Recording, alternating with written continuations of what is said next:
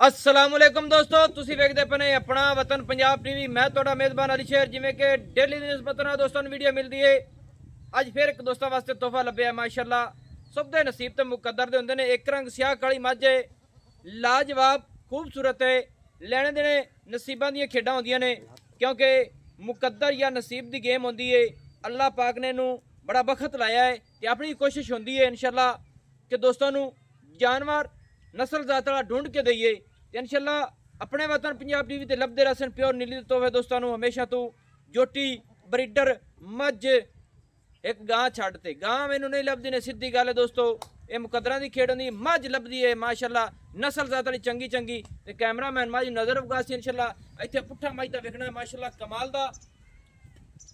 इंज नहीं है, तसल्ली कर लेनी है दोस्तों कि मज दे पुट्ठे ते इंची टेप रख ते चेक कर लविया है कि मैं एवं कदे नहीं आखा 3-3 फुट 3 फुट ते पूरी खड़ी है। तसल्ली कर लो, जिंदा दिल करे इंशाअल्लाह तसल्ली करे। मज पूरी बरीक और मज जवान जक्की मज इंशाअल्लाह हर पासू आर्डर क्वालिटी चू थान हवाना हर चीज़ मज दी पूरी होगी। इत्थे मज नू पूरा तक लेना माशाअल्लाह। आर्डर मज नू रब ने बड़ा सोहना और खूबसूरत और चौड़ा लाया सू। इन्ना चौड़ा आम किसी मज नू नहीं लग्या हुंदा।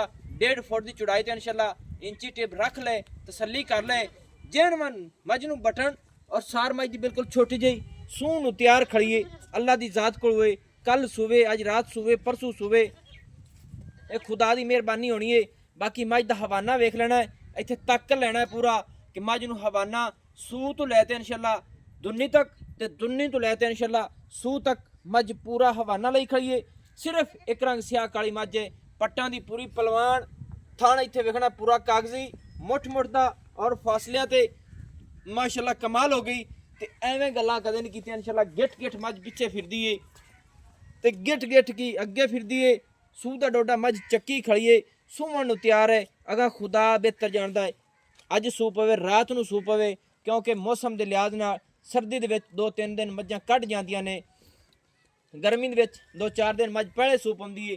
बाकी इंशाअल्लाह साइडां दी वंडां भी मज दी पूरियां ने माशाअल्लाह। कागजी थण मुठ मुठ दा और पूरा माशाअल्लाह पावर वाला कमाल हो गई। इत्थे जोटी दी पशम मज ते वेखनी है पूरी चप्पे चप्पे दी एक रंग स्याह काली माशाअल्लाह कमाल हो गई। सिंगी मज दी मकूल मुनासिब पैर माशाअल्लाह मोटे मोटे। क्या बात है जी, अल्लाह पाक नू बख्त लावे, अल्लाह पाक नू बद नजरां तो बचावे। अपनी दुआ है मज दी सिंगी बिल्कुल मकूल मुनासिब छोटी जी ते एक रंग स्याह काली। सारी मज ही काली है यार, केड़ा रोला इत्थे माशाअल्लाह। और मज दी अगू मज बिल्कुल कटियां वर्गी, मज पिछू बिल्कुल भैंस बन चुकी है। इत्थे तसल्ली करनी है कि अगू पतली पिछू चौड़ी मज माशाअल्लाह, मोड़ो ही थोड़ी माशाअल्लाह। इत्थे तसल्ली कर लेनी वीरो कि मज पिछू 2 भैंसा जेडी है, अगू बिल्कुल कटियां वर्गी है माशाअल्लाह। कमाल दा हवाना नसीबां दे सौदे मुकद्दरां दी खेडां। ये वेखिए किंदे डेरे ते मज जावेगी या जिंदे नसीब दुध होंदा है वही पींदा है।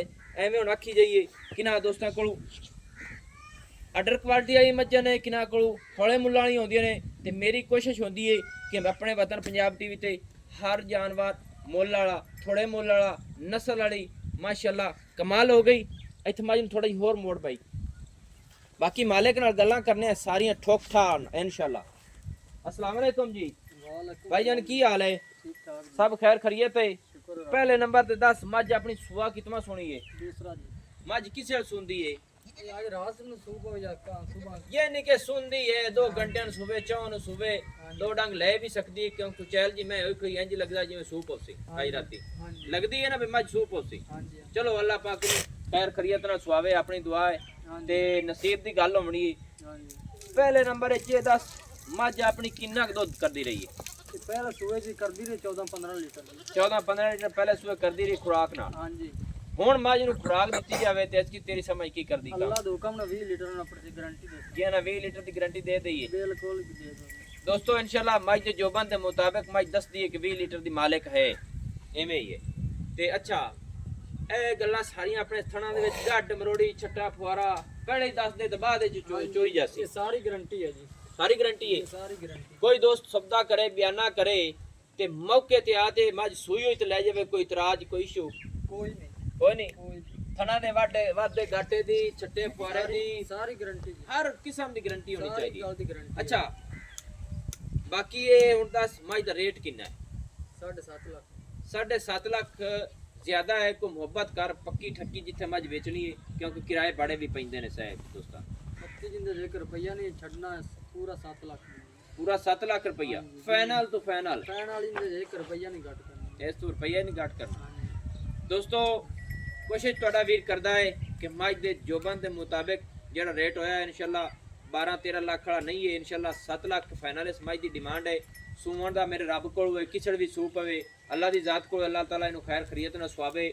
ਨੰਬਰ ਜਿਹੜਾ ਆਪਣਾ WhatsApp ਵਾਲਾ ਹੁੰਦਾ ਹੈ 0301 65 29 776, ਤਹਿਸੀਲੋ ਜ਼ਿਲ੍ਹਾ ਪਾਕ ਪਤਨ ਸ਼ਰੀਫ, ਪਿੰਡ ਆਪਣਾ ਹੁੰਦਾ ਹੈ। ਕਿਸੇ ਦੋਸਤ ਨੂੰ ਗਿਲਾ ਸ਼ਿਕਵਾ ਹੋਵੇ ਬੇਸ਼ੱਕ ਕਮੈਂਟਾਂ ਦੇ ਵਿੱਚ ਦੱਸ ਦੇਵੇ ਕਿ ਭਾਈ ਅਲੀ ਸ਼ੇਰਾ ਸਾਡਾ ਪੈਸੇ ਰਹਿ ਗਏ ਨੇ, ਇਹ ਲੈਣ ਦੇਣ ਰਹਿੰਦਾ ਹੈ, ਇਹ ਵਾਧਾ ਘਾਟਾ ਤੂੰ ਕੀਤਾ, ਬਿਲਕੁਲ ਦੱਸ ਦੇਵਣ। ਆਪਣਾ ਕੋਈ ਨਹੀਂ ਮਸਲਾ, ਕਿਸੇ ਕਿਸਮ ਦਾ ਕੋਈ ਪਰੇਸ਼ਾਨੀ ਨਹੀਂ, ਲੁਕਣ ਤੋਂ ਆਪਾਂ ਲੁਕ ਸਕਦੇ ਨਹੀਂ ਹੈ। ਤੁਹਾਡਾ ਵੀਰ ਹਮੇਸ਼ਾ ਕੋਸ਼ਿਸ਼ ਕਰਦਾ ਹੈ ਕਿ ਸੌਦਾ ਵੀ ਕਲੀਅਰ ਹੋ ਸੀ ਇਨਸ਼ਾਅੱਲਾ, ਔਰ ਲੋਕਾਂ ਦੇ ਮੁਤਾਬਿਕ ਆਮਣੇ ਸਾਹਮਣੇ ਸੌਦੇ ਹੋਸਨ। ਐਡੀ ਮੱਝ ਦਾ ਮੁੱਲ ਹੋਣਾ ਲਾਜ਼ਮੀ ਹੈ। ਐਵੇਂ ਤੁਹਾਨੂੰ ਆਖੀਏ ਵੀ ਗਲਤ ਗੱਲ ਹੈ। ਮੱਝ ਦੇ ਜੋਬਾਨ ਦੇ ਮੁਤਾਬਿਕ ਰੇਟ ਮੇਰੀ ਸਮਝ ਨਾਲ ਠੀਕ ਹੈ।